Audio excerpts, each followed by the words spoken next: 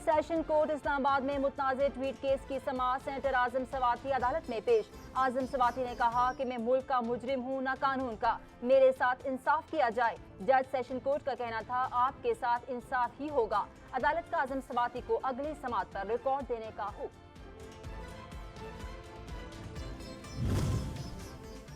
चौधरी शुजात काफली के सदर रहेंगे या नहीं, फैसला आज होगा। इलेक्शन कमीशन की जानिब से चौधरी शुजात हुसैन की मुस्लिम लीग काफ के सदर होने या न होने से मुतालिक फैसला आज सुनाया जाएगा।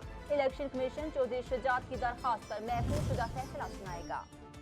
पीटीआई रहनुमा फवाद चौधरी के खिलाफ दर्ज मुकदमात की तफसीलात लाहौर हाई कोर्ट में जमा। आईजी पंजाब और आईजी इस्लामाबाद ने तफसीलात अदालत में जमा कराई। रिकॉर्ड के मुताबिक फवाद चौधरी के खिलाफ 5 मुकदमा दर्ज हुए। पंजाब में 3 और इस्लामाबाद में 2 मुकदमा दर्ज हुए। फवाद चौधरी के खिलाफ 2 मुकदमा खारिज, 1 में बेगुनाह करार और 2 में ज़ेर इल्तवा हैं।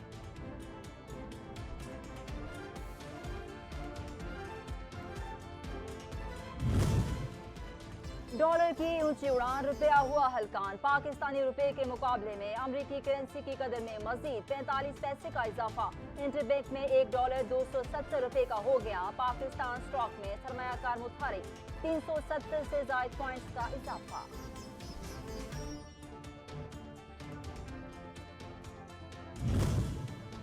महंगे पेट्रोल के खिलाफ ट्रांसपोर्टर्स भी मैदान में आ गए। हड़ताल की धमकी दे दी। गुड्स ट्रांसपोर्टर्स की जानिब से पेट्रोलियम मसनूआत की कीमतों में इजाफा वापस लेने का मुतालबा।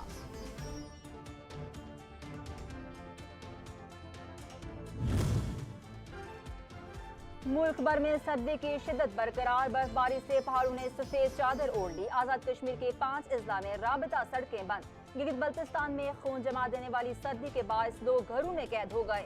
बाला इलाकों में मामूलाती जिंदगी भी मुतासिर।